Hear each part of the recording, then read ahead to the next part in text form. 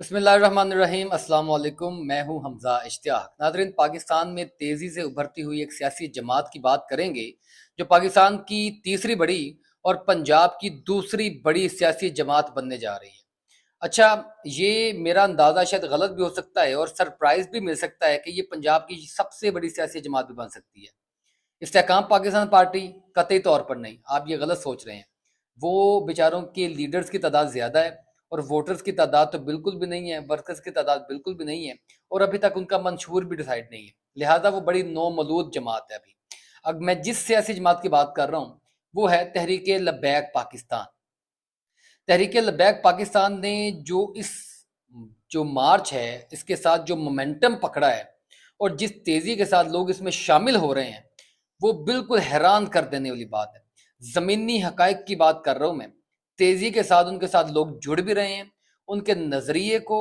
उनकी शख्सियत को पसंद भी कर रहे हैं। खादम हुसैन रिजवी की ये पैदा करदा जमात है और उनके जाने के बाद इनके बेटे साद हुसैन रिजवी साहब इसकी क़यादत कर रहे हैं, अमीर वो हैं। और बड़ी मुश्किलात भी इस जमात ने फेस की हैं, कालादम भी रही है और बड़ी बड़ी मुश्किलात इन्होंने फेस की हैं। साद हुसैन रिजवी जेल में भी रहे हैं।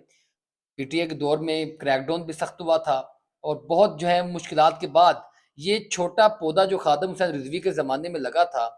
और मुमताज़ हुसैन जो कादरी था, मुमताज़ हुसैन, उसकी शहादत के बाद से उनकी जो फांसी दी गई थी, ये बयानिया बनाकर जिस तरीके से उभरा था, आज ये एक तनावर दरख्त बन गया है। और ये तनावर दरख्त जो है वो बड़े बड़े स्टेक होल्डर्स पाकिस्तान के उनको सोचने पे मजबूर कर रहा है कि वो भी इनको जो है वो कंसिडर करें, और कंसिडर करने के अलावा जो इनकी नुमाइंदगी है, जो पब्लिक इनको नुमाइंदगी दे रही है, उसको एक्सेप्ट करें। अच्छा, ये पंजाब की दूसरी बड़ी सियासी जमात बन रही है अगर खदशात और तहफ़्फ़ुज़ात भी साथ साथ हैं। अगर इनको इसी मोमेंटम के साथ काम करने दिया गया, अगर इनको आज़ादी मैसर आई, अगर इनको सियासी आज़ादी मैसर आई, अगर इनके वोट बैंक को तोड़ा ना गया और उन्हें आज़ादी से काम करने दिया गया और उनको वो प्रॉपर माहौल जो एक जमहूरियत में सियासी जमात का होता है या सियासी जमातों को फराहम किया जाता है, ये होना चाहिए, अगर वो मैसर आया, तो इसमें कोई शक नहीं है कि ये सबसे बड़ी सियासी जमात जो है पंजाब की बन सकती है। और जो 70% लोग हैं पाकिस्तान में, मिडिल क्लास जो हैं, वो इस जमात का हिस्सा हैं, वही इस जमात की क़यादत भी हैं और वही इस जमात के वर्कर भी हैं। ये एक बड़ी आइडियल सिचुएशन है, ये बड़ी बेहतरीन सिचुएशन है जो एक जेन्युइन सियासी जमात की होनी चाहिए। ये पाकिस्तान में किसी भी हमें जमात में नज़र नहीं आया। फिलहाल ये खादम हुसैन रिजवी की जो जमात है, जो साद हुसैन रिजवी जिसकी क़यादत कर रहे हैं, उसमें नज़र आ रहा है कि जो लीडरशिप है वो भी मिडिल क्लास है और जो वर्कर्स हैं और जो वोटर्स हैं वो भी मिडिल क्लास है, और वो 70% आबादी है पाकिस्तान की, ये ज़हन में रखिएगा। मैं इन ज़मीनी हकायक का जायज़ा लेकर आपको ये बात बता रहा हूँ, मैं गलत भी हो सकता हूँ, लेकिन इसके साथ साथ मैं ये बात करने की वजूहात जो है वो पाकिस्तान का तमाम सियासी पस मंज़र भी है। सियासी जो मंजरनामा है उसमें आप देख रहे हैं कि एक बड़ी सियासी जमात माइनस हुई, उस बड़ी सियासी जमात से लोग टूट कर दूसरी सियासी जमातों में गए, इस्तेहकाम पाकिस्तान पार्टी बनी, उसमें भी गए तहरीक इंसाफ के लोग, तहरीक इंसाफ के बड़े बड़े नाम भी उसमें गए, लेकिन और भी लोगों ने शामिल करना था, ज्वाइन करना था, लेकिन जो लोग इस्तेहकाम पाकिस्तान पार्टी में गए, उन लोगों का जो हशर हुआ, सोशल मीडिया पर जो ट्रोलिंग हुई, उनकी हल्के की आवाम ने जो रद्देमल दिया, अवाम ने जो रद्देमल दिया, तो जो उनके पीछे जाने वाले थे उन्होंने भी देखा कि यार ये तो बहुत बुरी हो रही है, वो तो इलेक्टेबल्स हैं, कहीं ना कहीं जीत ही जाएंगे, या उनमें से कोई इक्का दुक्का सीट जीत जाएगा। तमाम गेम इलेक्टेबल्स के हाथ में नहीं होती, तमाम गेम जो है वो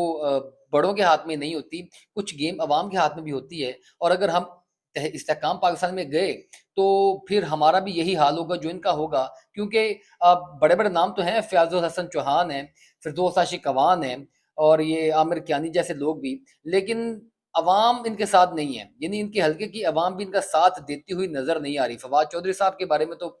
ट्वीट्स भी आ रही हैं और बड़े सर्वेज भी किए गए उनके हल्के में कि उनको अपने हल्के से वोट नहीं मिलेगा तो एक सियासी जमात कैसे, जो इस्तेहकाम पाकिस्तान है उसमें इस्तेहकाम कैसे आएगा। लिहाजा तहरीक लब्बैक पाकिस्तान में ये एक इस वक्त आइडियल सिचुएशन है, क्योंकि जो तहरीक इंसाफ को छोड़े हैं वो ना मुस्लिम लीग नून में जाएंगे, वो ना इस्तेहकाम पाकिस्तान में मजीद जाएंगे क्योंकि जो हालात बन गए हैं। पीपल्स पार्टी में हो सकता है वो जाएं, लेकिन पीपल्स पार्टी, आसिफ अली जरदारी लाहौर में रह के गए, लेकिन फिर भी वो मायूस ही गए हैं क्योंकि बड़े लोगों ने उनका साथ नहीं दिया, बड़े बड़े नाम उनके साथ नहीं जुड़े, वो इस्तेहकाम पाकिस्तान बनने से वो इतने कोई खुश नजर नहीं आ रहे। लिहाजा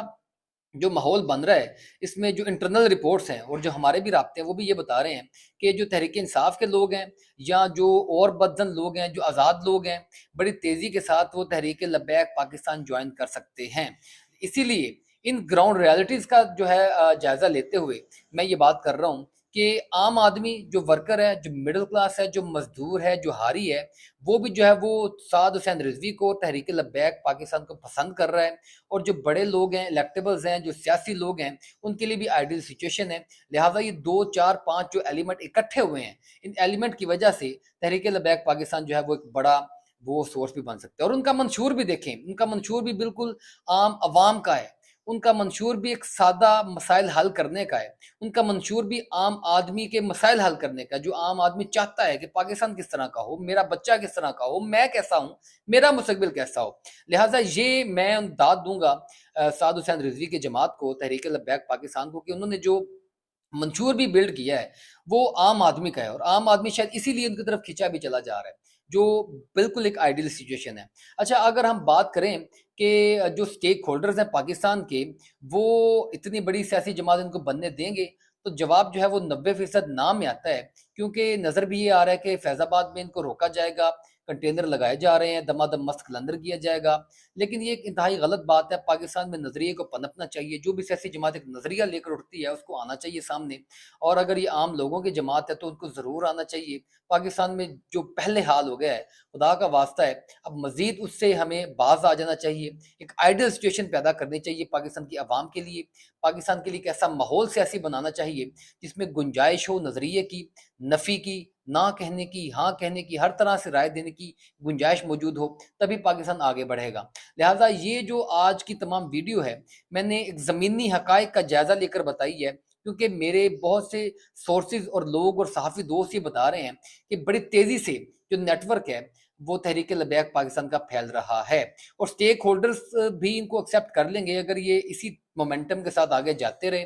اب دیکھتے ہیں کہ وہاں پر جا کے کیا چیز ہوگی، کوئی ڈیل ہوتی ہے، کوئی لڑائی ہوتی ہے، اور پبلک ان کا ساتھ کیا دیتی ہے۔ یہ ایک دو ان کے مشکل مراحل ضرور ہیں، اگر اس سے وہ ضرور گزر گئے تو یہ پھر میری بات جو ہے پاکستان کی تیسری بڑی سیاسی جماعت اور پنجاب کی دوسری بڑی سیاسی جماعت، بلکہ ہو سکتا ہے سرپرائز ہو اور سب سے بڑی سیاسی جماعت تحریک لبیک پاکستان پنجاب کی بن سکتی ہے۔ لہٰذا آج کے اس تمام جو ہے تجزیے سے، اس ولاگ سے اجازت دیں،